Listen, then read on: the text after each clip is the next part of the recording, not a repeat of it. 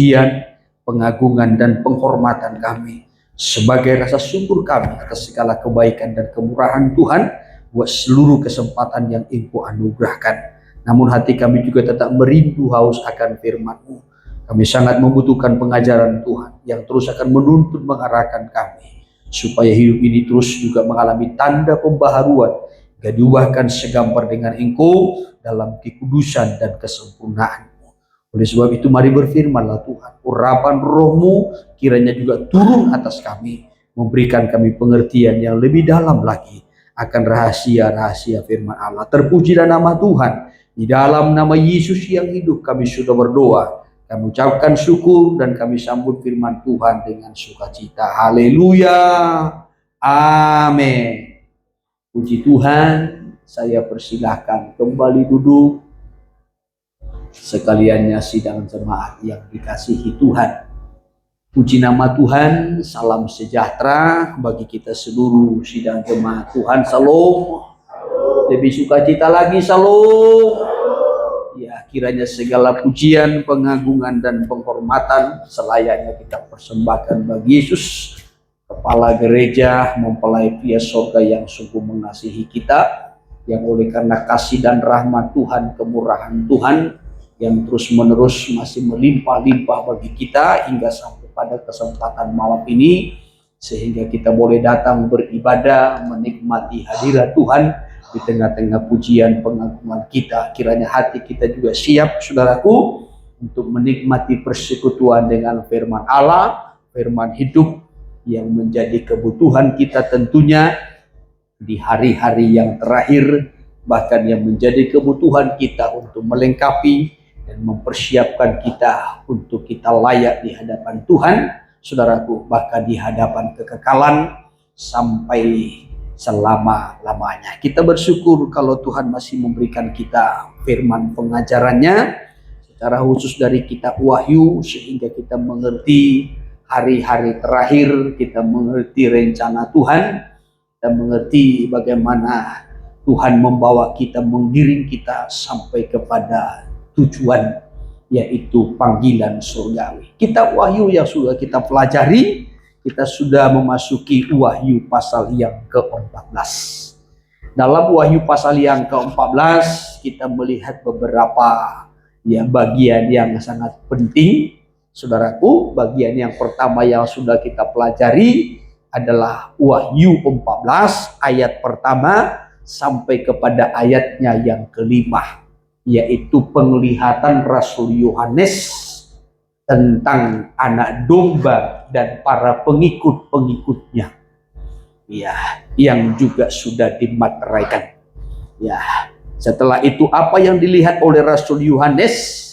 Kita melihat Wahyu pasal 14 ayat yang ke-6 sampai kepada ayatnya yang ke-7. Selanjutnya dia melihat seorang malaikat, ya, seorang malaikat lain yang terbang di tengah-tengah langit, katanya, dan padanya ada Injil yang kekal untuk diberitakan kepada mereka yang diam di bumi. Lalu malaikat itu berseru, dan ada 3 hal yang diserukannya. Yang pertama-tama yang diserukannya itu adalah takutlah akan Allah. Baru yang kedua yang diserukannya itu adalah muliakanlah Allah. Lalu yang ketiga diserukannya adalah sembahlah aku. Ya. Setelah itu Rasul Yohanes lagi melihat malaikat yang kedua. Apa yang dilihat oleh Yohanes tentang malaikat yang kedua? Malaikat yang kedua berseru. Apa yang diserukan? Sudah rubuh Babel, kota besar yang telah memabukkan segala bangsa dengan anggur percabulannya. Itu dalam Wahyu 14 dalam ayatnya yang ke-8. Dan malam ini kita akan melihat, saudaraku, kelanjutan penglihatan daripada Rasul Yohanes, yaitu Wahyu 14 dari ayatnya yang ke-9 sampai kepada ayat 11, yaitu penglihatan tentang malaikat yang ketiga. Ya, saya minta dibacakan dulu Wahyu 14 dari ayatnya yang ke-9 sampai ayat 11. Demikian firman Tuhan. Ya. Dan seorang malaikat lain, malaikat ketiga menyusul mereka dan berkata dengan suara nyaring, jikalau seorang menyembah binatang dan patungnya itu dan menerima tanda pada dahinya atau pada tangannya, maka ia akan minum dari anggur murka Allah yang disediakan tanpa campuran dalam cawan murkanya, dan ia akan disiksa dengan api dan belerang di depan mata malaikat-malaikat kudus dan di depan mata Anak Domba. Maka asap api yang menyiksa mereka itu naik ke atas sampai selama-lamanya, dan siang malam mereka tidak henti-hentinya disiksa, yaitu mereka yang menyembah binatang serta patungnya itu, dan barang siapa yang telah menerima tanda namanya. Iya, puji Tuhan saudaraku.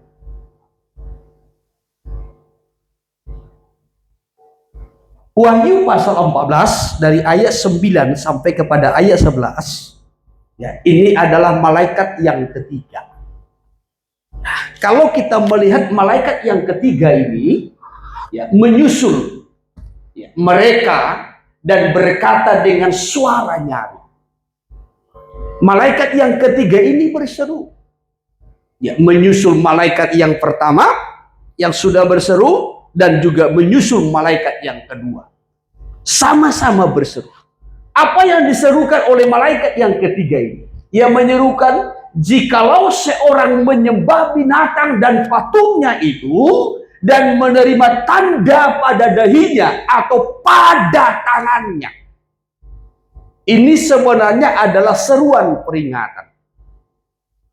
Ya, kalau seseorang menyembah binatang dan patungnya serta menerima tanda pada dahinya dan pada tangannya,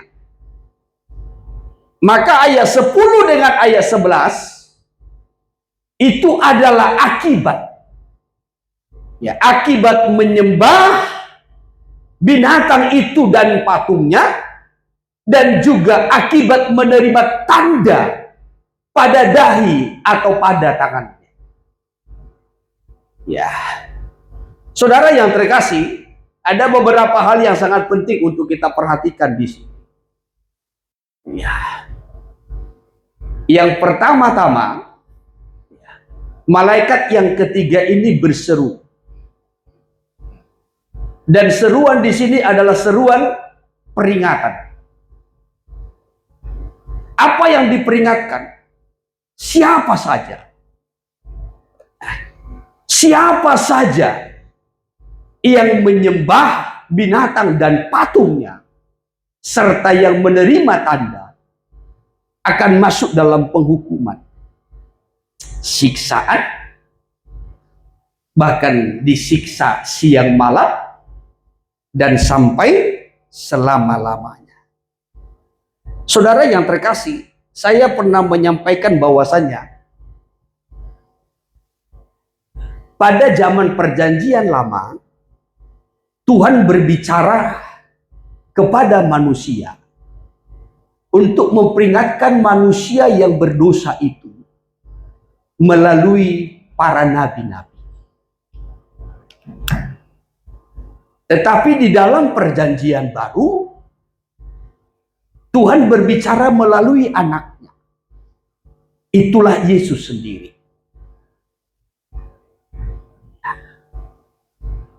Namun saudaraku, Tuhan tidak hanya berbicara melalui para nabi dan Yesus sendiri, tetapi secara khusus nanti pada zaman antikristus berkuasa di dunia selama 3,5 tahun, saya sudah pernah menyampaikan bahwasanya Tuhan juga akan berbicara untuk memperingatkan manusia, ya, supaya manusia berpegang teguh pada imannya melalui 2 saksi Tuhan dan juga melalui pelayanan malaikat. Itu toh.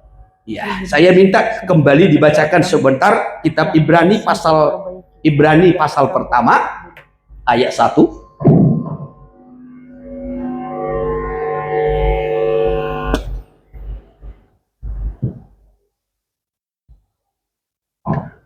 Ibrani pasal pertama ayat 1. Demikian firman Tuhan. Ya. Setelah pada zaman dahulu Allah berulang kali dan dalam pelbagai cara Ya. berbicara kepada nenek moyang kita dengan perantaraan nabi-nabi. Dengan perantaraan nabi-nabi. Ya. Jadi Tuhan dulu bicara melalui perantaraan nabi-nabi. Untuk apa? Ya. Tentu untuk menyampaikan Injil. Untuk menyampaikan firman. Ya. Saya sudah terangkan ini. Ya. Baik Injil dalam perjanjian lama maupun Injil dalam perjanjian baru. Apa itu Injil dalam perjanjian lama? Yaitu berita tentang Yesus yang akan datang. Sedangkan Injil dalam perjanjian baru adalah berita tentang Yesus yang sudah datang. Dalam perjanjian lama Tuhan berbicara kepada manusia untuk memperingatkan manusia yang berdosa supaya berbalik kepada Tuhan, ya, supaya bertobat kepada Tuhan melalui pelayanan para nabi-nabi. Tetapi di dalam perjanjian baru pada zaman akhir ini katanya, ya, coba terus ayatnya yang kedua. Maka pada zaman akhir ini ia telah berbicara kepada kita dengan perantaraan anaknya. Namun pada zaman akhir ini Allah telah berbicara kepada kita dengan perantaraan anaknya. Ya, itulah Tuhan Yesus terus. Yang telah ia tetapkan sebagai yang berhak menerima segala yang ada. Terus oleh dia Allah telah menjadikan alam semesta. Oleh Yesus Allah telah menjadikan alam semesta. Tetapi Tuhan berbicara melalui Yesus, saudaraku, supaya Yesus menyampaikan berita itu kepada kita. Maka ketika dia datang ke dunia ini, dia memberitakan, ya, bahwasanya dirinya dia adalah Mesias. Dia adalah hidup, dia adalah terang, dia adalah keselamatan, dia adalah kekekalan itu. Namun setelah Yesus dilanjutkan oleh pelayanan para rasul dan berkelanjutan kepada pelayanan orang-orang percaya pada gereja mula-mula sampai kepada gereja zaman akhir ini, Tuhan berbicara melalui hamba-hambanya, Tuhan berbicara melalui orang-orang percaya, ya, yaitu melalui Injil yang sudah disampaikan oleh Yesus kepada semua orang percaya. Amin. Amin. Amin. Ya, tetapi saudaraku, ya, secara khusus nanti pada zaman kerajaan antikristus di dunia ini selama 3,5 tahun, Tuhan akan berbicara untuk memperingatkan manusia melalui pelayanan 2 saksi Tuhan. Ini saya sudah terangkan ketika kita belajar tentang Wahyu pasal 11. Siapa kedua saksi Tuhan ini?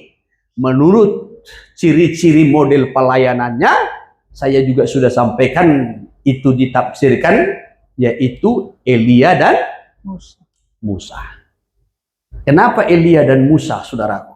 Yang pertama, ya, sesuai dengan pelayanannya. Bagaimana pelayanan Musa yang juga disertai dengan tanda-tanda ajaib dan mujizat, pelayanan Elia juga yang bisa menurunkan api. Di samping itu Musa dan Elia itu saudaraku, Musa dan Elia itu sudah terangkat, ya, sudah terangkat. Saudara yang terkasih, ya, maka ia akan turun kelak sebagai saksi. Tetapi bukan hanya pelayanan 2 saksi ini, tetapi juga dilanjutkan dengan pelayanan malaikat-malaikat. Nah, jadi malaikat yang ketiga ini berseru untuk memperingatkan semua manusia yang tertinggal, secara khusus pada zaman antikristus nanti. Ya, apa yang menjadi isi peringatannya? Dikatakan barang siapa yang menyembah binatang dan patungnya serta yang menerima tanda. pada dahi atau pada tangannya akan masuk dalam Siksa. Ada dua di sini yang diperingatkan. Yang pertama-tama adalah soal penyembahan. Saya berulang-ulang menyampaikan bahwasanya sasaran utama daripada iblis menyesatkan manusia adalah mengalihkan penyembahan. Penyembahan adalah milik Tuhan. Tidak seorang pun yang layak menerima pujian dan penyembahan selain daripada Tuhan. Dan kita diciptakan adalah untuk menyembah Dia. Amin. Amin. Amin. Kita diciptakan untuk menyembah Tuhan. Tetapi setan sangat merindu, haus ya untuk disembah. Maka iblis selalu berusaha ya, semaksimal mungkin untuk menarik penyembahan kepada dirinya. Dan iblis selalu berusaha menempatkan dirinya sebagai Tuhan. Bahkan menyamakan dirinya dengan Tuhan.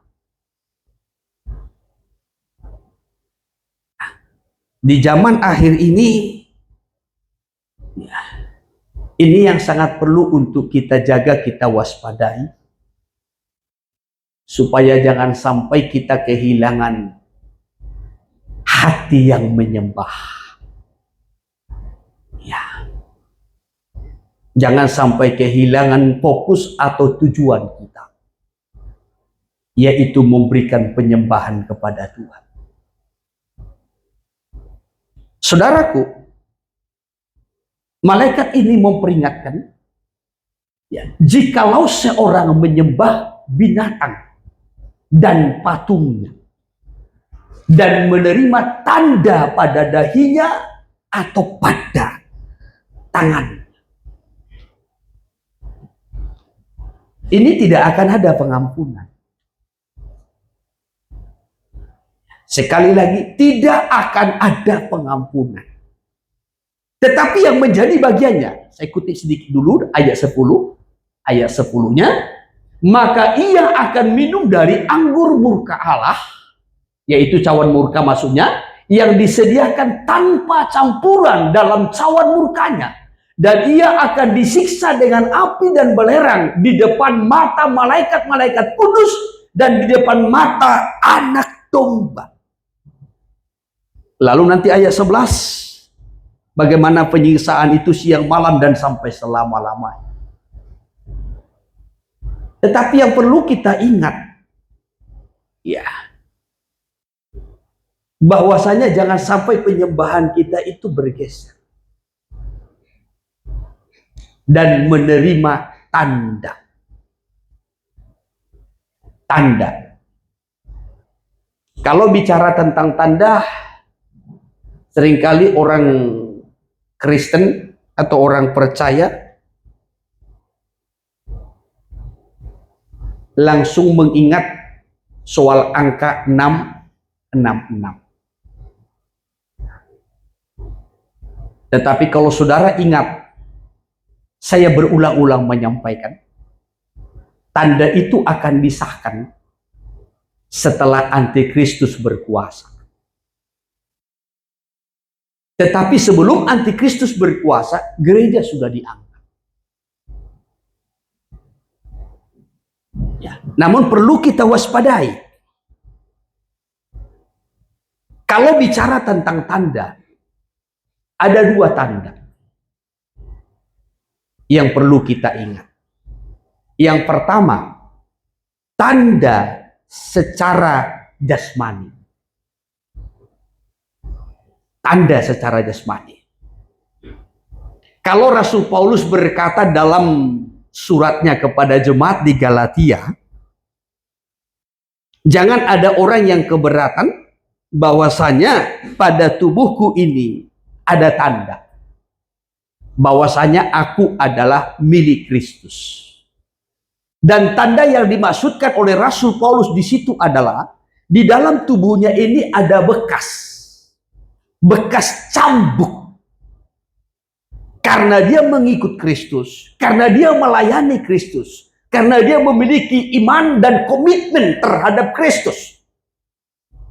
Ya, sehingga Rasul Paulus itu dicambuk. Ya, dan bekas cambuk, bekas bilur-bilur itu ada. Ya, ada, saudaraku.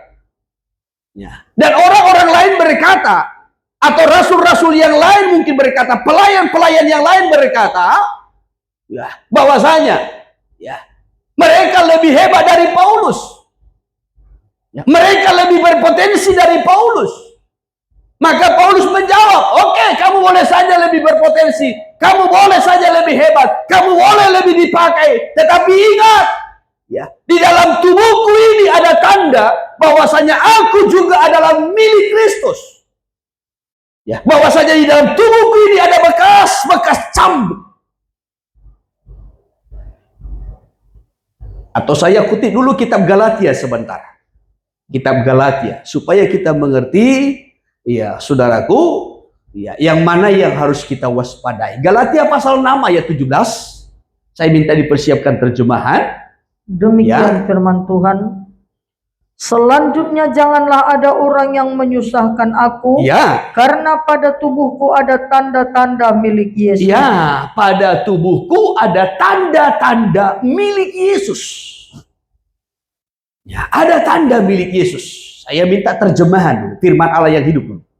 Demikian, Ya, mulai sekarang janganlah berbantah dengan saya tentang hal-hal ini. terus. Sebab saya menanggung bilur-bilur cemeti Ya, dan luka-luka yang disebabkan oleh musuh-musuh Yesus, terus. dan yang menjadi tanda bahwa saya adalah hambanya. Ya. Nah, ada bekas cemeti, luka, cambuk, sebagai bukti, sebagai tanda aku ini adalah hamba Kristus, katanya, hamba Yesus Kristus. Ya, terjemahan sederhana. Demikian firman Ya. Tuhan. Mulai sekarang saya tidak peduli lagi kepada orang yang mencela saya dengan berkata, Apa katanya? kamu tidak melayani Allah sehebat Oh, saya. ternyata ada juga orang yang berkata kepada Paulus, kamu tidak melayani Tuhan sehebat saya. Ya. Ternyata ada juga pelayan yang merasa dirinya lebih Hebat. hebat. Ya. Ada juga pelayan yang merasa dirinya lebih hebat dari yang lain. Ya. Saudara bayangkan merasa lebih hebat dari Paulus. Ya, terus. Dan saya akan menjawab, Ya, bekas-bekas luka di tubuh saya ini merupakan tanda cap terus. yang membuktikan bahwa saya adalah milik Yesus yang melayani Dia.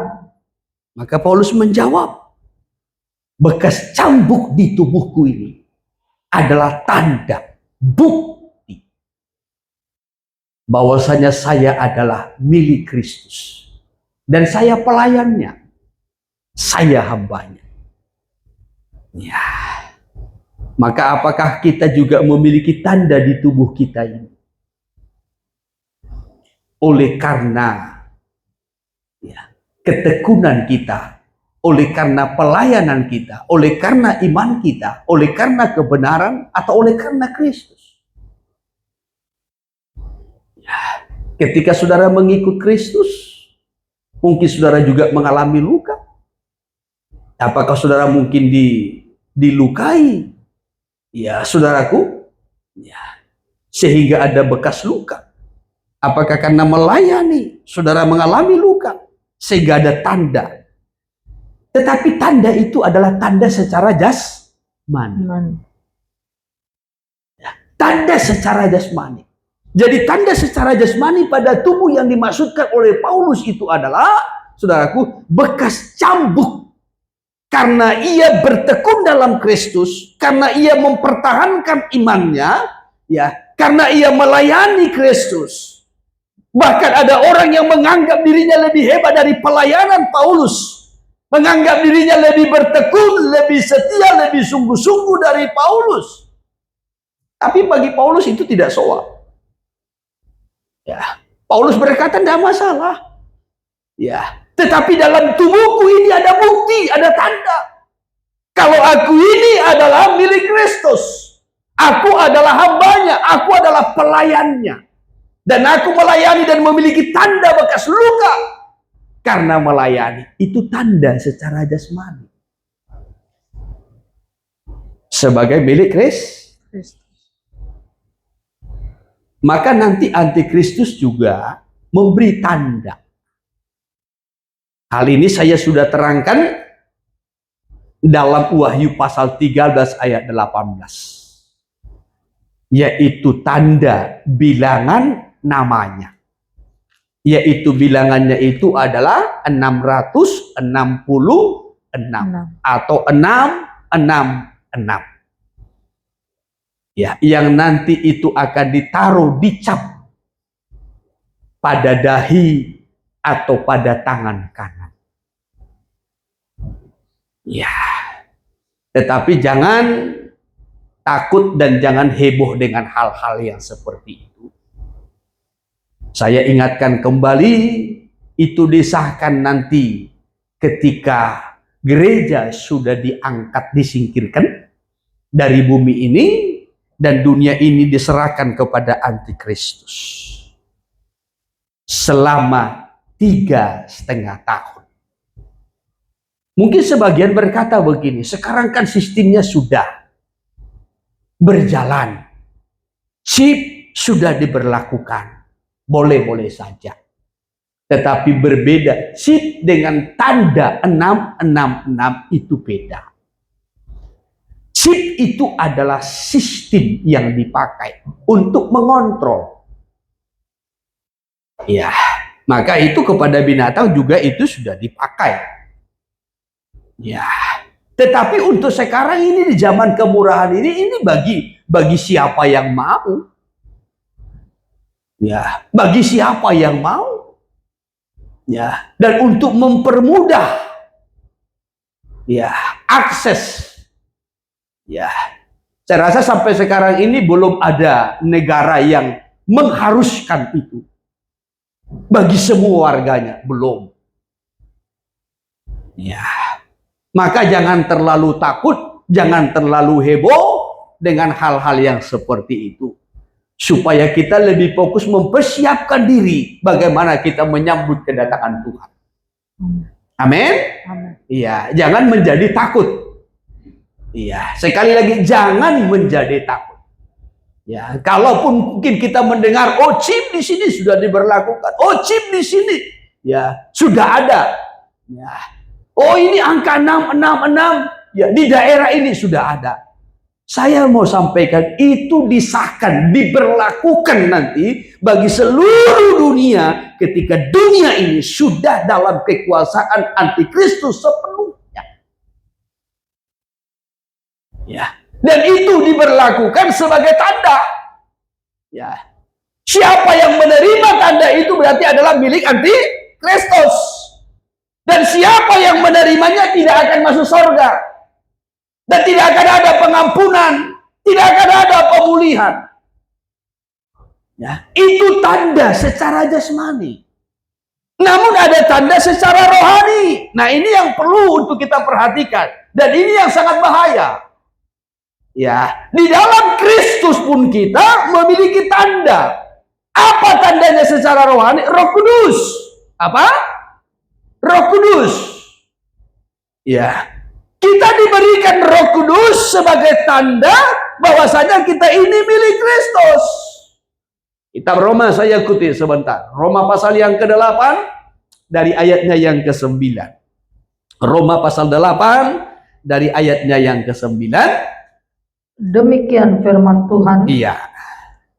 Tetapi kamu tidak hidup dalam daging. Kamu tidak hidup dalam daging, melainkan dalam roh. tetapi kamu hidup dalam roh. Jika memang roh Allah diam di dalam kamu. Kalau memang roh Allah diam di dalam kamu. Ya, tetapi kalau roh Allah tidak berdiam di dalam kamu, nah berarti kamu hidup dalam daging. Dalam Daging. daging. Iya. Dan itu ayat yang ke-9 ini. Saudara perhatikan. Tetapi kamu tidak hidup di dalam daging, melainkan dalam roh. Ini masih koma. Jika memang roh Allah diam di dalam kamu. Ingat kata diam. Ya. Jika roh Allah memang diam di dalam kamu. Ya. Berdiam berarti mendapat tempat. Mendapat kedudukan. Ya. Bahasa Inggrisnya bertabernakel. Roh itu yang memimpin, roh itu yang menguasai. Saya minta terjemahan. Ya, boleh terjemahan firman Allah yang hidup dulu? Demikian firman Tuhan. Ya. Tetapi saudara tidak demikian. Ya. Saudara dikuasai oleh tabiat Saudara baru. dikuasai oleh tabiat baru jika Roh Allah hidup di dalam saudara. Jika roh Allah hidup di dalam saudara. Ya, kalau roh itu hidup, maka hidup kita ini dikuasai oleh tabiat baru. Yaitu tabiat Kristus, sifat Kristus, karakter Kristus. Itu yang terus semakin berkembang. Ya, terus lanjutkan. Dan ingatlah Ya, bahwa barang siapa tidak memiliki roh Kristus yang hidup di dalamnya, ia sekali-kali bukanlah orang Kristen. Siapa yang tidak memiliki roh Kristus yang hidup itu di dalam dirinya, ia bukan Kristen, ia bukan umat Allah, dia bukan milik Kristus. Ya. Roh itu berdiam, bukan hadir. Beda ya, berdiam dengan Hadir. ya. Kalau di rumah saudara, siapa saja tamu bisa hadir. Kalau saudara buka pintu. Tapi yang berdiam di rumah itu adalah saudara sendiri. Ya toh? Ya. Sama dengan hidup kita ini. Ya. Di hidup kita ini yang berdiam siapa? Dagingkah? Atau dosa? Atau Roh Kudus?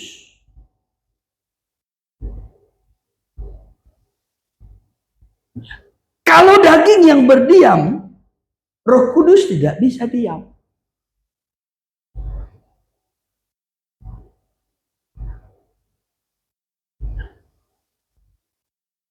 Ingat Kejadian pasal yang ke-6. Tuhan berkata begini, rohku tidak selamanya diam di dalam manusia. Kenapa? Karena manusia itu Adalah daging. adanya. Ya. Jadi selama keinginan daging yang menguasai hidup kita, saudara tidak bisa dipenuhkan Roh Kudus. Roh Kudus tidak bisa berdiam dalam hidup saudara. Ya. Maka karakter Allah itu, buah roh itu tidak akan bisa tumbuh. Ya, saya ikuti sebentar. Kitab Kejadian pasal 6. Kitab Kejadian pasal 6, mulai dari ayat pertama. Ketika manusia itu mulai bertambah banyak jumlahnya di muka bumi, Terus, dan bagi mereka lahir anak-anak perempuan, ya, maka anak-anak Allah melihat bahwa anak-anak perempuan manusia itu cantik-cantik. cantik-cantik terus. Lalu mereka mengambil istri dari antara perempuan-perempuan itu, Ya. siapa saja yang disukai Ya. mereka. Lalu mereka mengambil istri siapa saja yang disukainya. Bukan lagi yang sepadan. Bukan lagi mencari yang sepadan. Tapi siapa yang Disukai. disukainya. Ya.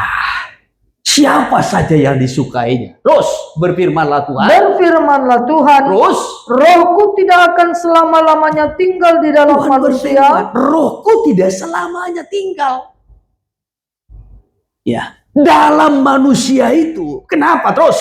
Karena manusia itu adalah daging. Karena manusia itu daging.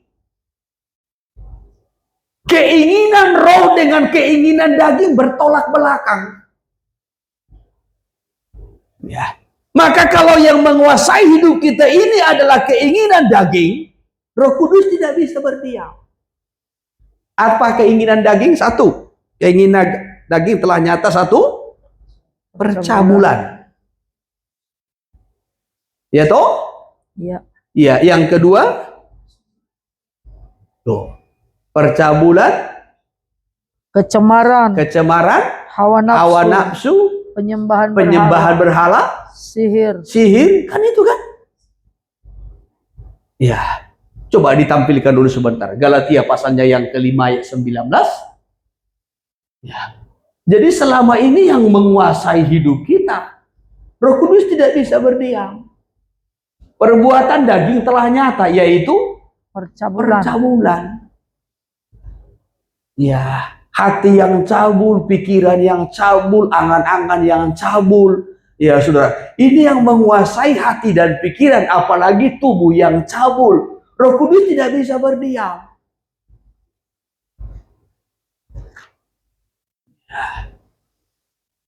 Maka orang yang pikirannya selalu cabul, sulit dipenuhkan Roh Kudus. Jangankan berjalan dipimpin Roh, dipenuhkan Roh Kudus sulit.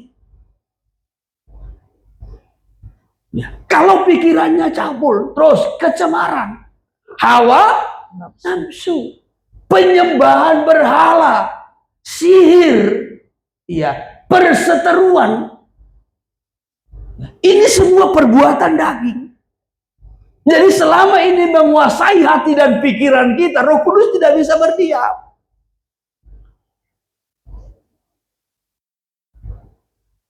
Walaupun kita nyanyi, ada tanda di tubuhku, sebagai tanda apa? Tanda pada tubuh kita nggak pernah memiliki bekas luka karena melayani. Tanda secara roh yang menguasai hati dan pikirannya dan juga tubuhnya, perbuatan daging.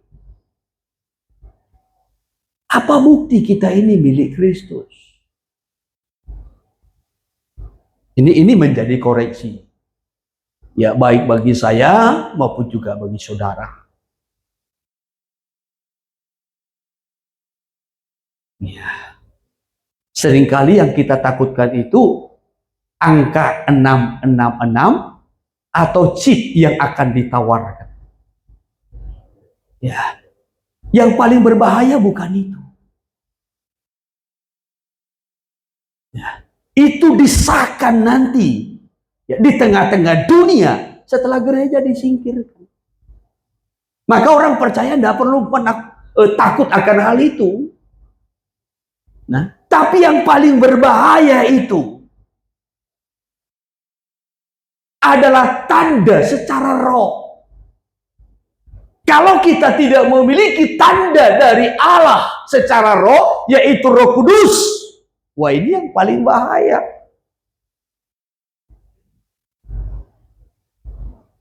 Nah, maka nanti masuk tanda yang lain. Ya.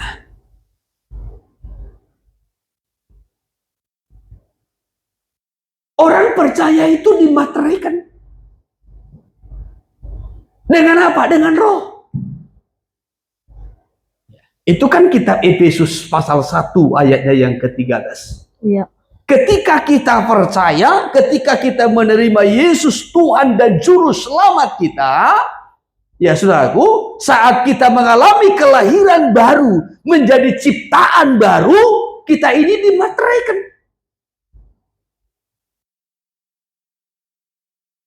Ya, sebelum kita lanjutkan, saya ikuti sebentar. Kitab Efesus. Efesus 1 ayat 13. Iya. Di dalam Dia kamu juga, Iya. karena kamu telah mendengar firman kebenaran, Terus. yaitu Injil keselamatanmu. Iya. Di dalam Dia kamu juga, Iya. ketika kamu percaya, terus dimeteraikan dengan Roh Kudus yang dijanjikannya. Dimeteraikan dengan Roh Kudus yang dijanjikan itu. Ya. Jadi ketika kita percaya menerima Yesus sebagai Tuhan dan Juru Selamat dalam hidup kita, saat kita mengalami mengalami kelahiran baru, ciptaan baru, kita dimateraikan dengan Roh Kudus. Perhatikan ayat 14. Roh Kudus itu adalah, dan Roh Kudus itu adalah jaminan bagian kita ya, sampai kita memperoleh seluruhnya, ya, yaitu penebusan yang menjadikan kita milik Allah ya, untuk memuji iya. kemuliaannya. Roh Kudus itu adalah jaminan. Ya, jaminan bahwa saja kita ini adalah milik Kristus. Allah. Ya, kita ini milik Allah sampai waktu penebusan. Ya, waktu penebusan yang dimaksudkan di situ adalah saat dia datang kembali.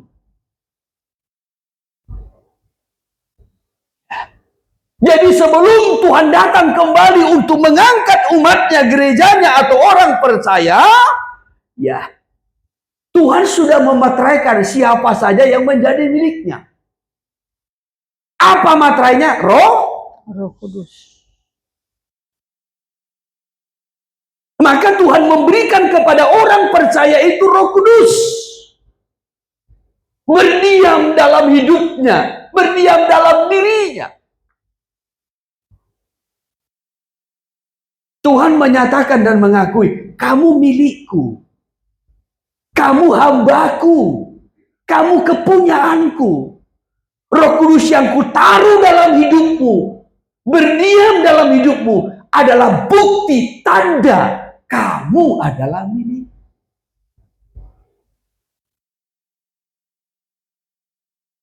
Saat kapan ini rohnya diberikan kepada kita? Ketika kita menjadi manusia baru, ciptaan baru. Ya, ini kalau kita lompat ke pasal yang keempat. Ya, Efesus pasal yang keempat. Ya, Efesus pasal yang keempat. Nah, mulai dari ayatnya yang ke-17, di situ perikopnya. Manusia baru. Ya, ayat 17. Sebab itu kukatakan dan kutegaskan ini kepadamu di dalam Tuhan. Terus, Jangan hidup lagi sama seperti orang-orang yang tidak mengenal Allah. ya, terus. Dengan pikirannya yang sia-sia. Ya, terus. Dan pengertiannya yang gelap. Terus. Jauh dari hidup persekutuan dengan Allah. Terus. Karena kebodohan yang ada di dalam mereka. Ya. Dan karena kedegilan hati mereka. Karena kedegilan hati mereka. Ya, mempertahankan tetap tabiat yang lama. Terus 19, perasaan mereka telah tumpul. Terus, Sehingga mereka menyerahkan diri kepada hawa nafsu. Dan mengerjakan dengan serakah segala macam kecemaran. Ya, jadi jangan lagi hidup dalam dosa kalau sudah di dalam Tuhan. Amin. Ya, terus. Tetapi kamu bukan demikian. Ya. Kamu telah belajar mengenal Kristus. Telah belajar mengenal Kristus. Terus karena kamu telah mendengar tentang Dia. Ya. Dan menerima pengajaran di dalam Dia. Terus. Menurut kebenaran yang nyata dalam Yesus. Ya, kamu sudah terima Kristus. Kamu sudah menerima pengajarannya. Ya, lanjutkan. Yaitu bahwa kamu berhubung dengan kehidupan kamu yang dahulu. Ya. Harus menanggalkan manusia lama. Terus. Yang menemui kebinasaannya. Ya. Oleh nafsunya yang menyesatkan. Ayat 23, supaya kamu dibaharui di dalam roh. Supaya kamu dibaharui di dalam roh dan pikiranmu. Ya. Kalau roh kita dan pikiran kita ini dibaharui, maka Roh Kudus itu bisa berdiam. Bertabernakel. Iya, coba terus lanjutkan. Dan mengenakan manusia baru. Ya. Yang telah diciptakan menurut kehendak Allah. Terus. Di dalam kebenaran dan kekudusan yang sesungguhnya. Iya, barulah kita mengenakan manusia baru. Karakter yang baru, sifat tabiat yang baru. Apa itu karakter yang baru? Buah-buah roh. Apa itu buah roh? Mulai dari kasih, sukacita, damai sejahtera, kesabaran, kebaikan, kesetiaan, kelemah lembutan, penguasaan diri. Ya, ini buah-buah roh. Dibaharui di dalam roh dan pikiran supaya menjadi ciptaan yang baru. Ya. Maka nanti diingatkan dalam ayatnya yang ke-30. Dalam ayat 30, kalau kamu sudah di dalam Kristus, sudah mengenal Kristus, sudah menerima ajaran di dalam Kristus, sudah menjadi ciptaan baru, jangan kembali lagi kepada dosa. Ya. Jangan mendukakan Roh Kudus. Itu peringatannya ayat 30.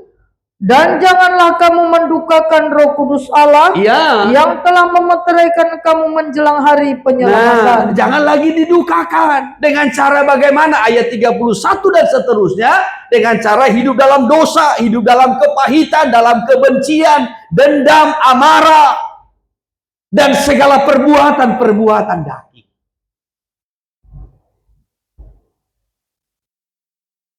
Ya. Oleh sebab itu, tadi kitab Roma mengingatkan kita. Ya, kamu tidak lagi hidup di dalam daging. Tetapi kamu hidup di dalam roh. Kalau memang Roh Kudus diam di dalam kamu. Kalau Roh Kudus berdiam di dalam kamu, kamu adalah milik Kristus. Roh Kudus itu adalah metrai. Arti metrai, tanda milik. Kepunyaan Tuhan. Ya. Kalau Roh Kudus berdiam di dalam diri kita, kita menjadi ciptaan baru. Kita diubah. Dan kita memiliki karakter, sifat, tabiat seperti yang ada di dalam Kristus Tuhan. Apa sifatnya? Kasih, sukacita, damai sejahtera, dan seterusnya, buah-buah roh.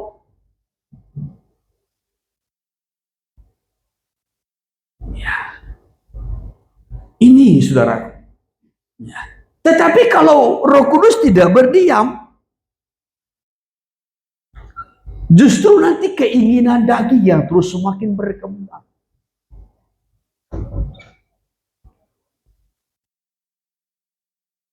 Jadi materai dari Allah itu adalah Roh Kudus. Haleluya. Tapi ingat, ada juga materai dari antikristus. Apa itu? Ya roh antikristus. Ya. Roh antikristus. Kitab 1 Yohanes. Kitab 1 Yohanes. Nah, ini yang seringkali tidak disadari oleh banyak orang, ya secara khusus orang-orang percaya. 1 Yohanes pasal 4, boleh dari ayat pertama kita baca dulu. Roh Allah dan roh antikristus. Iya, roh Allah dan roh antikristus. Roh Allah itu adalah metrai untuk orang percaya. Ya, materai apa? Tanda milik. Orang yang dipenuhi dengan roh antikristus adalah materai dari antikristus sebagai tanda milik antikristus. Nah, itu yang sedang bekerja di tengah-tengah dunia secara rahasia. Nah, ini yang perlu kita waspadai. Dari ayat 1 dulu. Dari ayat 1. Saudara-saudaraku yang kekasih, Iya. janganlah percaya akan setiap roh, Iya. tetapi ujilah roh-roh itu. Terus, apakah mereka berasal dari Allah? iya. Sebab banyak nabi-nabi palsu yang telah muncul dan pergi ke seluruh dunia. Banyak nabi-nabi palsu yang telah muncul dan pergi ke seluruh dunia. Ya, kesesatan ini ya, menyeluruh, saudara. Jadi bukan hanya di satu daerah, bukan hanya di satu bangsa, bukan hanya di beberapa kota, tidak. Tetapi ke seluruh dunia.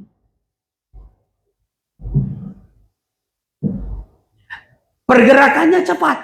Kenapa? Karena roh. Karena punya roh.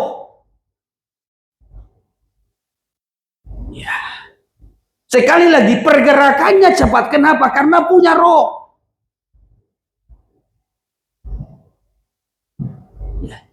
sama dengan kebenaran, sama dengan saudaraku, waktu gereja mula-mula itu begitu cepat menyebar, berkembang. Kenapa? Setelah orang-orang percaya dipenuhi dengan Roh Kudus. Ketika Yesus datang ke dunia ini, Yesus melayani. Ya, pelayanannya sangat terbatas. Karena ia hanya bisa mengunjungi beberapa tempat, daerah, kota, desa. Bahkan Yesus sendiri nggak sampai ke Indonesia toh. Ya.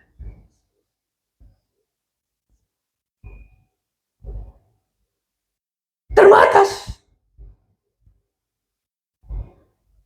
Ya. Tetapi setelah Yesus mati, dia bangkit naik ke sorga.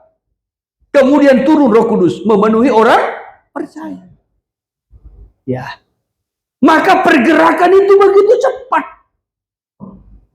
Kenapa cepat? Karena Roh yang bekerja dalam hidup orang-orang percaya. Maka orang-orang percaya menjadi saksi. Orang-orang percaya bersaksi. Orang-orang percaya menjadi berkat. Ya. Sehingga banyak yang dimenangkan.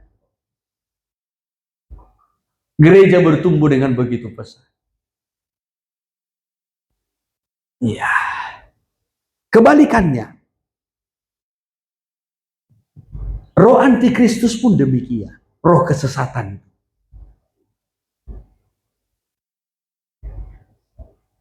Roh itu sedang bekerja di antara orang-orang durhaka. Di antara orang-orang yang hidup menuruti keinginan hawa nafsu daging.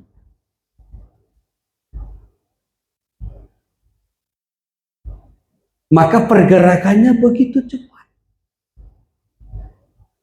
Coba lihat perkembangan dosa. Ya, coba lihat perkembangan bagaimana kemurtatan. Ya, pemberontakan, perlawanan. Ya, saudara yang terkasih, ini begitu cepat. Kenapa? Karena bekerja melalui Roh. Oleh sebab itu tadi diingatkan di sini dalam ayat pertama, ya, ujilah barang siapa. Saudara-saudaraku yang kekasih, janganlah percaya ke setiap roh, tetapi ujilah roh-roh itu apakah mereka berasal dari Allah, sebab banyak nabi-nabi palsu yang telah muncul dan pergi ke seluruh dunia. Ya, nabi-nabi palsu ini akan bergerak. Saya sudah terangkan nabi-nabi palsu ini, ya, mereka sebenarnya dalam kekuasaan iblis, ya, tetapi memakai baju agama. Ya, memakai baju agama. Dan ini akan terus semakin berkembang, semakin meningkat. Sampai nanti kepada zaman baru. Ya, saudaraku, kalau pada zaman baru, ya, maka manusia nanti tidak lagi hidup dengan iman, tetapi manusia justru akan lebih kepada kepercayaan diri sendiri. Ya, maka kalau di zaman baru nanti, saudaraku, menjelang kepada kedatangan Tuhan yang sudah semakin dekat, manusia, ya, yang sudah semakin dingin di dalam kasih, dalam iman, justru nanti akan berkata, I'm God. Aku adalah Allah. Ya. Itu yang akan muncul. Ya. Jadi kalau saudara kalau sekarang ini sudah mulai melihat ada tulisan-tulisan I'm God, nah itu menjelang kepada zaman baru. Ya, menuju kepada kedatangan Tuhan yang sudah semakin dekat.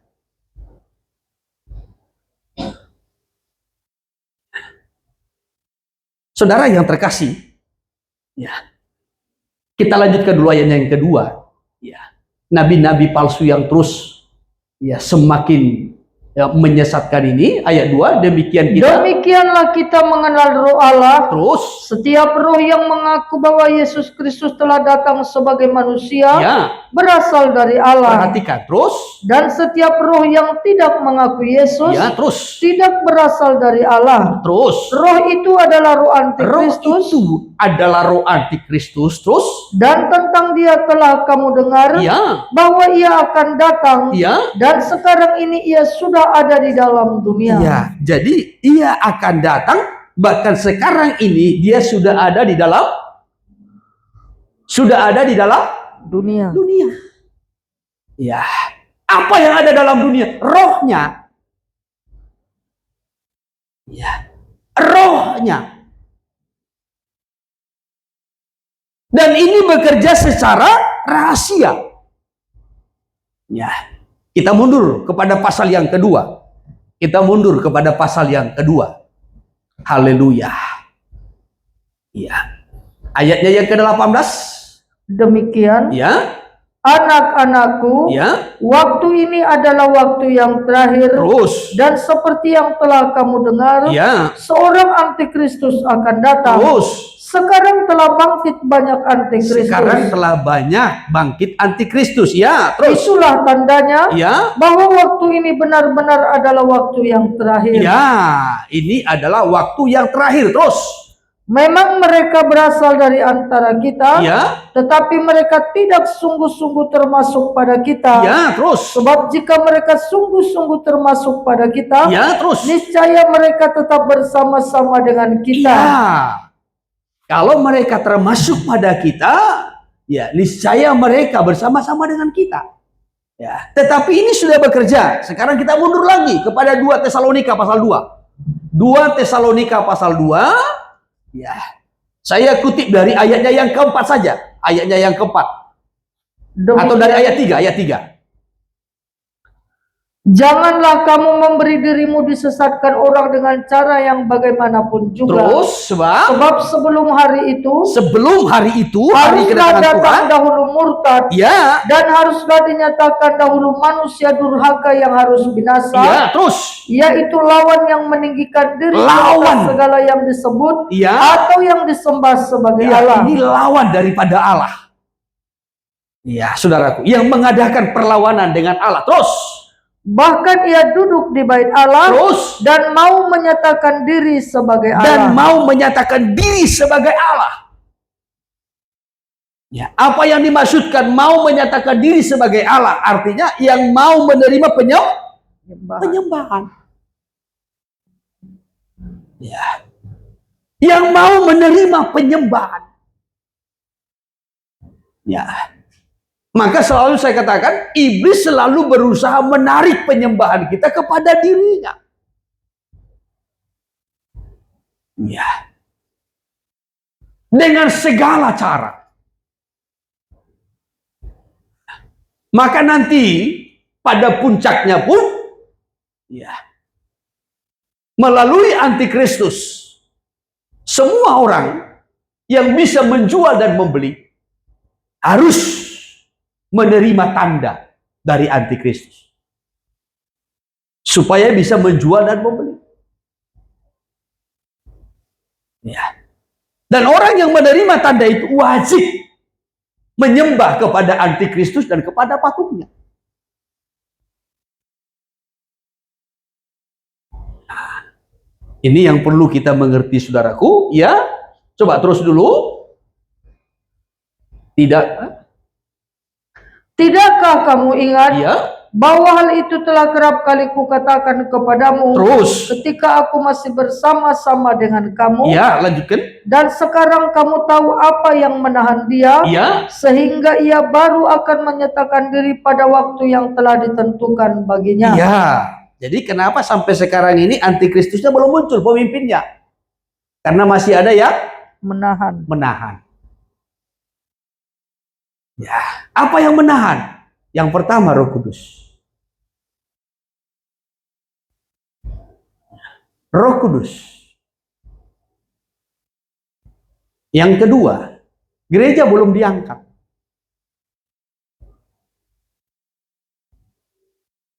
Alkitab mencatat gereja adalah terang dunia. Amin.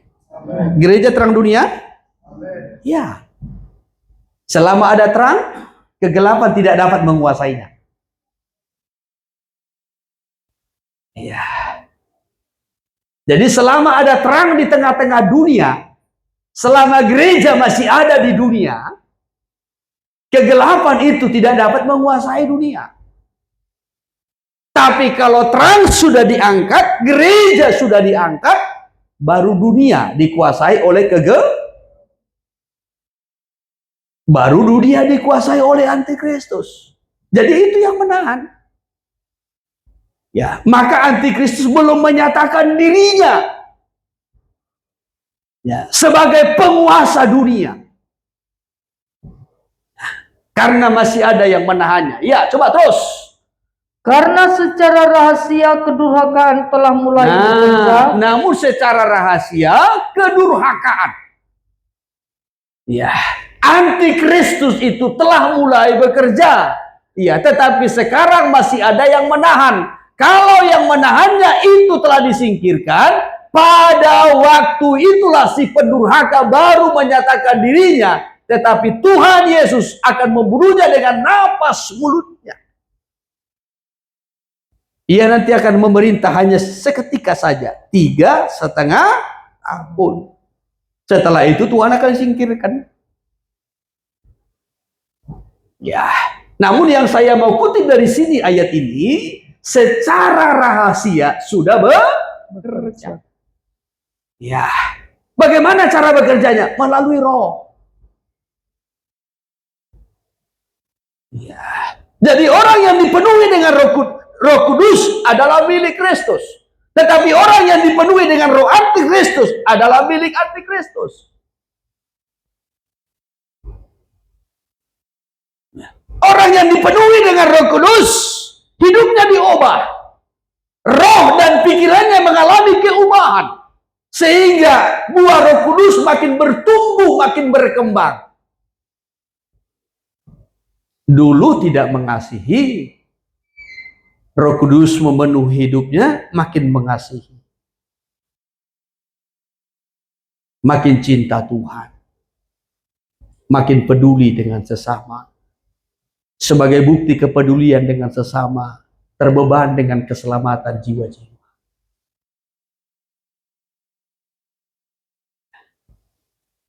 Melihat orang yang hidup dalam dosa tergerak belas kasihan.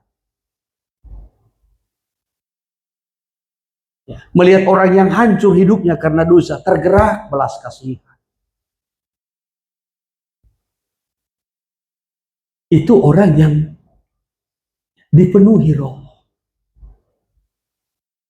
Sehingga numbuh kasih dalam diri.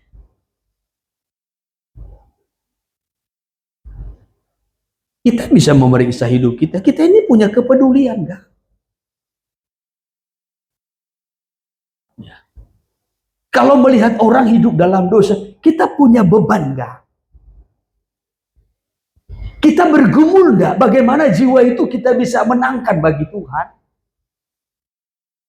Ini masih buah roh pertama. Ya. Meningkat lagi dari buah roh yang pertama, kasih, sukacita.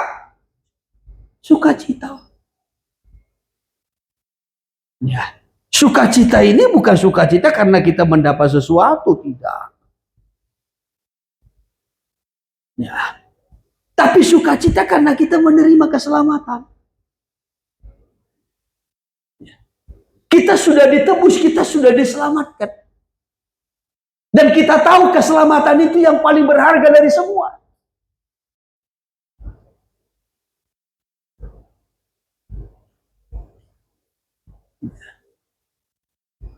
Maka yang kita jaga, yang kita pelihara, ya, adalah bagaimana keselamatan itu tetap menjadi milik kita.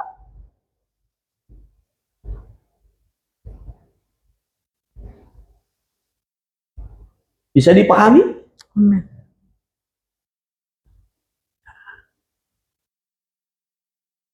Ini, ya saudaraku, kasih, sukacita, damai sejahtera sebaran, dan seterusnya sampai kepada penguasaan. Ini akan bertumbuh, semakin berkembang kalau di dalam diri kita ada sebagai tanda milik kepunyaan Kristus.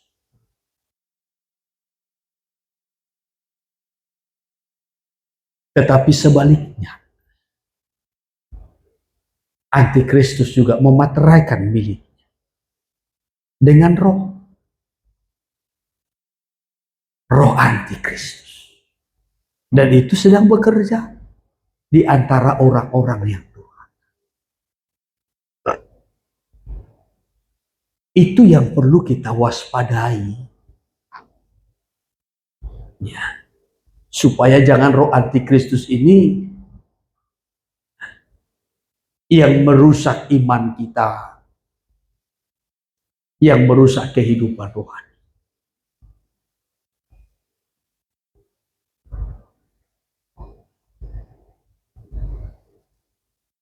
Ini bekerja.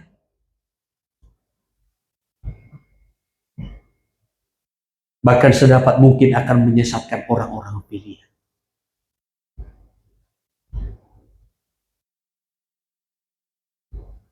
Kalau sudah disesatkan, penyembahannya bergeser, ada tanda atau menerima tanda.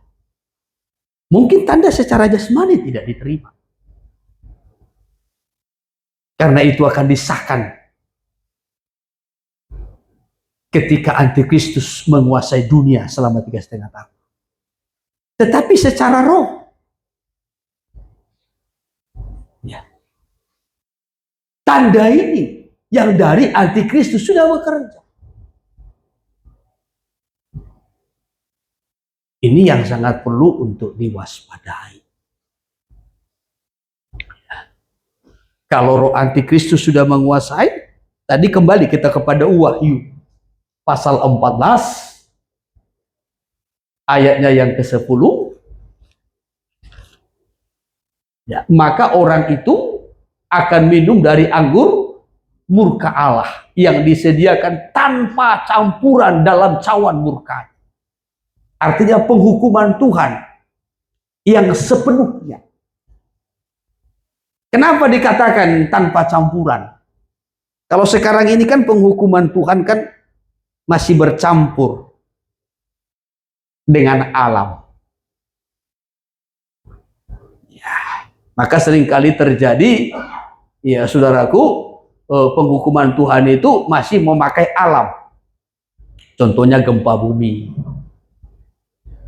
banjir bandang.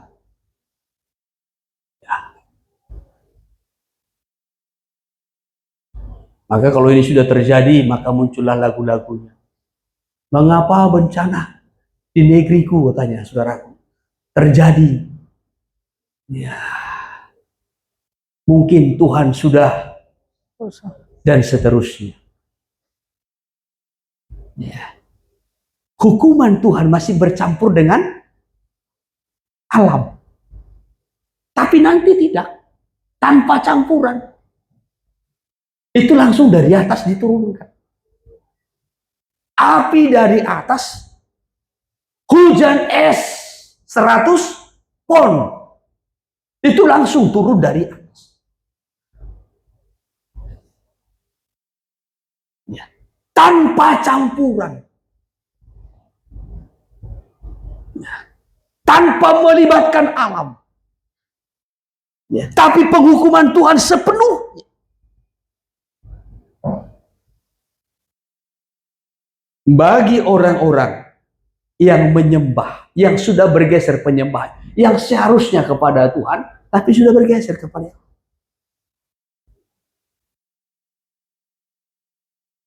Sekarang pertanyaannya, arah penyembahan kita kemana?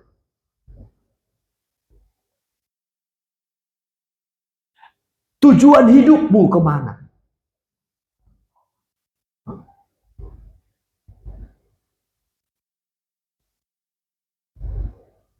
Supaya lebih mudah kita mengerti tujuan hidup kita kemana. Ya, mungkin kita berkata tujuan hidupku sorga. Ya, benarkah tujuan hidup kita sorga atau hanya kerinduan kita sorga?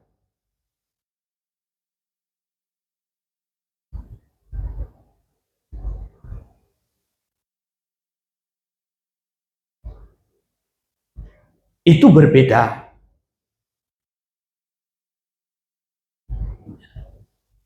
Kalau pujian kita berkata begini, ya, hidupku adalah penyembahan. Ya toh? Ya, artinya tujuan hidup kita ini menyembah Dia. Kita bekerja, kita berusaha, kita dapat berkat, semua tujuannya adalah mengarah kepada penyembahan. Ya.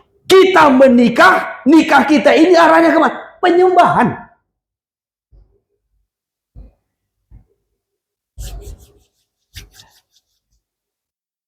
Arahnya itu. Ya. Jadi seluruh hidup kita ini, ya, sasarannya itu, arahnya kepada penyembahan, kepada Dia.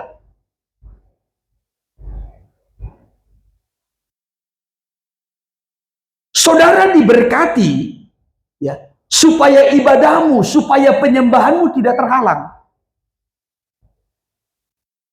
Saudara diberi pekerjaan, saudara diberi usaha, supaya mendukung ibadahmu, penyembahanmu. Engkau diberi kekuatan, engkau diberi kesehatan, supaya engkau bisa menyembah. Maka seluruhnya kehidupan kita ini arahnya kepada penyembahan, kepada Dia. Itu tujuan.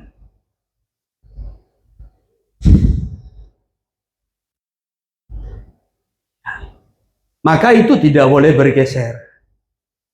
Ya, kalau tujuan kita sudah mulai bergeser, ya saudaraku, ya bagaimana supaya kita bisa menerima berkat, ya menjadi orang yang dikenal, menjadi orang yang dibanggakan, dipuja, menjadi orang yang kaya dan seterusnya, saudaraku.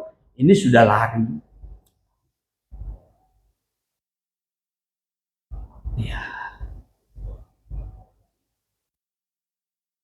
Supaya kita punya fasilitas, tujuan hidup kita sudah salah.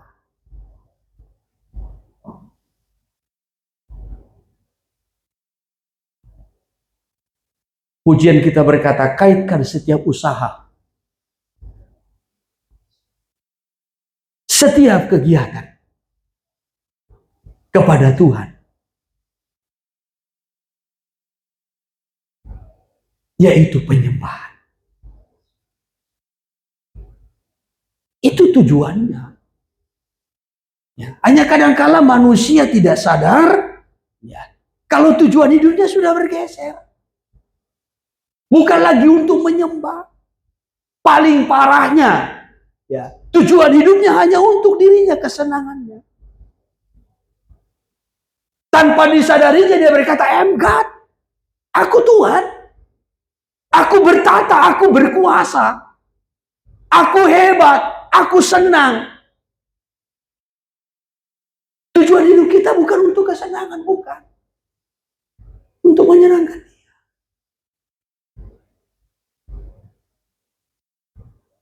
Tujuan kita bukan untuk terkenal, bukan. Tetapi memperkenalkan Dia.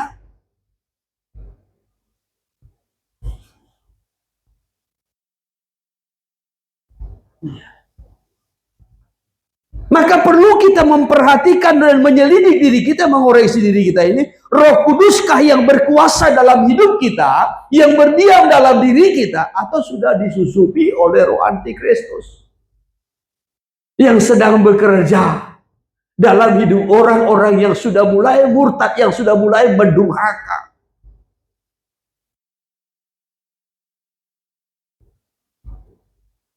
Ya.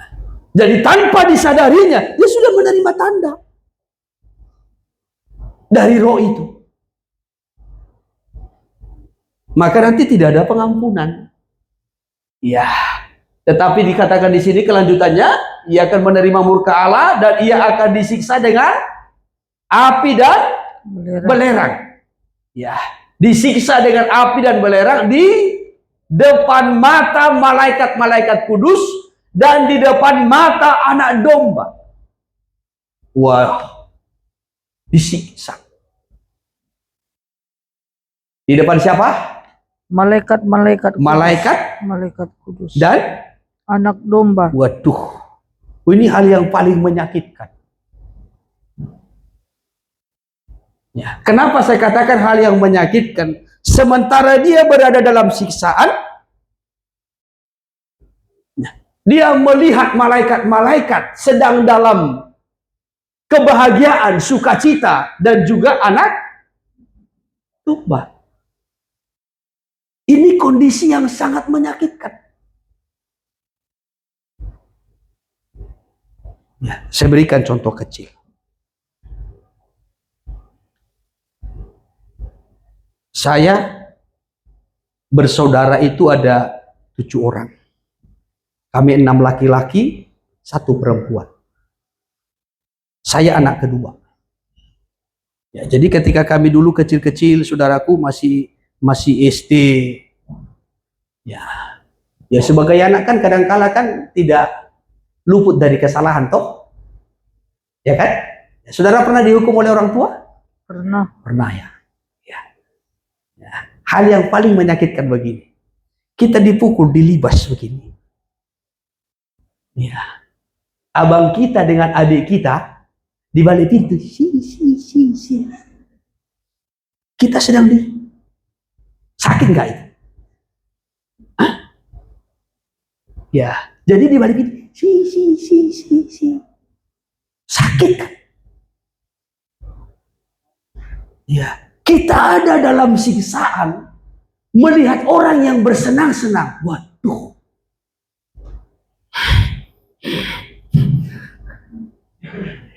Awas kau nanti. Ya. Tapi di surga kan nggak bisa.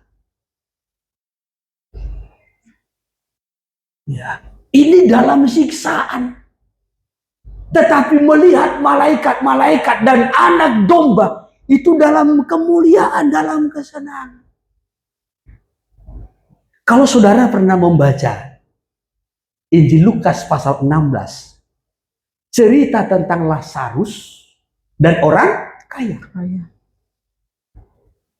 Ya, pernah sama-sama hidup. Setelah itu sama-sama mati. Ya. Ketika mati, Lazarus yang sakit-sakit itu di mana? Pangkuan Abraham. Apa Abraham? Ya toh? Ya. Sementara orang yang kaya itu ada dalam siksa. Ya. Jadi sementara dia disiksa, dia melihat Lazarus di pangku apa Abraham dalam kemuliaan, dalam sukacita, dalam kebahagiaan, dalam kesenangan. Oh, itu sakit.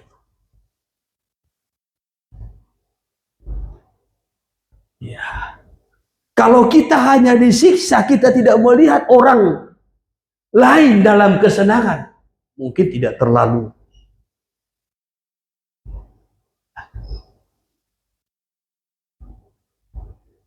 Maka sangat sakit ketika kita berada dalam siksaan, sementara kita melihat orang lain dalam kesenangan. Ya. Saudara ada dalam sakit, makan yang pedas nggak bisa, yang manis nggak bisa, yang bersantan nggak bisa, ya, apa lagi? Ya, pokoknya yang enak-enak nggak bisa. Lihat arsi nggak bisa dimakan, ya, lihat yang dikecap nggak bisa dimakan, ya, saudaraku, lihat asam pedas nggak bisa dimakan, asam manis nggak bisa dimakan, hanya sop dan telur rebus. Ya, saudara makan hanya pakai sop, itu pun sop tahu. Ya, dengan beberapa potong tempe. Ya, saudara yang terkasih, saudara sementara yang lain lahap makan, semua bisa masuk. Sakit? Sakit? Sakit.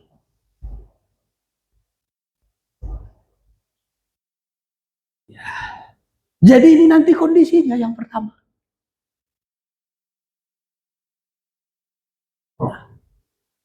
Maka sudah disiksa dan melihat orang dalam kemuliaan. Wah, itu lebih sakit. Tetapi tidak berhenti sampai di situ. Lanjutkan. Wahyu pasal yang ke-14 ayat 11. Ya. Maka asap api yang menyiksa mereka itu naik ke atas sampai selama-lamanya. Sampai selama-lamanya. Terus.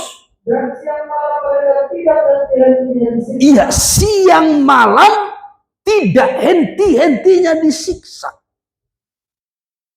Siang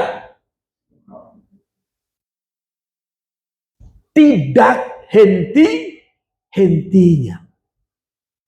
Kalau dikatakan siang malam dan tidak henti-hentinya, itu berarti tidak ada harapan untuk lepas. Tidak ada harapan untuk luput. Tidak ada harapan untuk bebas. Siang malam disiksa. Tidak henti-henti. Ini kalau kita ingat ini,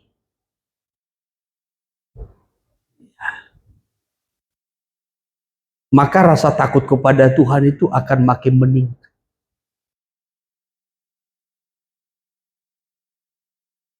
Kelemahan banyak orang Kristen, saudaraku, hanya tahu bahwasanya Tuhan itu baik, sorga itu indah. Ya, Tuhan baik, sorga itu lupa bagaimana ngerinya neraka.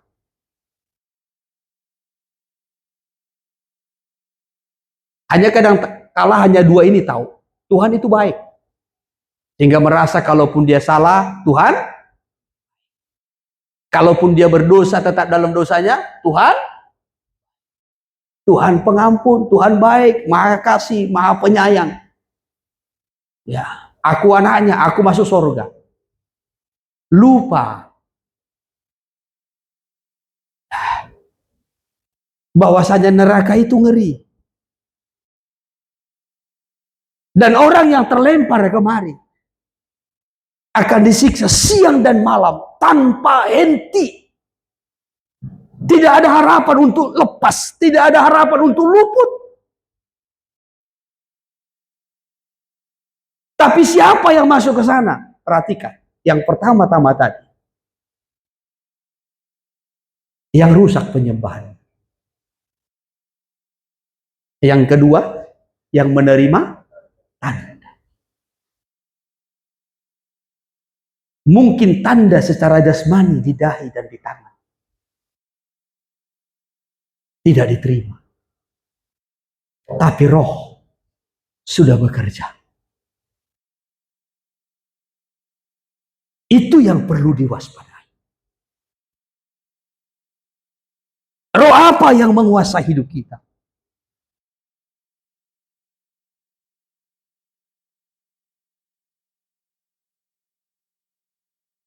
Roh Kudus kah?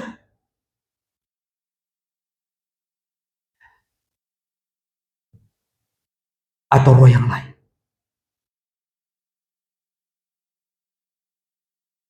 Itu yang perlu kita mengoreksi.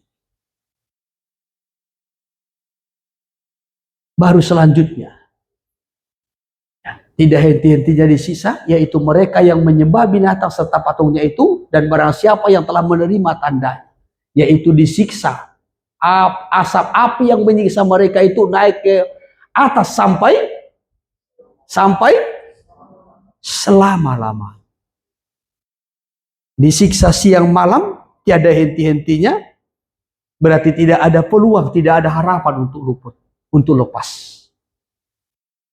Dan dikatakan disiksa sampai selama-lamanya. Kekal.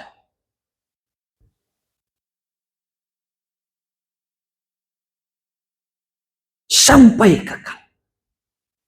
Kenapa, saudaraku? Sebab Tuhan telah memberikan kesempatan untuk masuk kepada perhentian.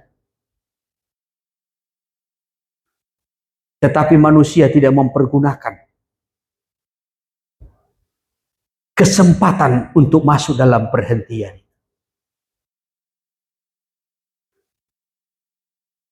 Maka akhirnya disiksa sampai selama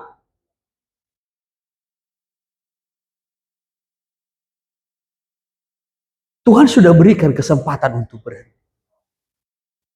Mulai daripada ajakan Yesus dalam Matius pasal 11 ayat 28, hai engkau yang letih lesu dan berbeban berat, datanglah. Letih lesu dan berbeban berat bukan soal beban hidup, tapi beban dosa. Beban dosa. Ajakan Tuhan untuk berhenti. Sebab dialah perhentian itu. Yesuslah perhentian itu. Amin. Yesuslah sahabat yang sesungguhnya. Di dalam dialah kita masuk dalam perhentian. Sekali lagi saudaraku, ya, bukan beban hidup tidak, tapi beban dosa yang selalu kita pikul, yang menghalangi perjalanan pertumbuhan rohani kita. Ya sudah aja kita untuk masuk dalam perhentian.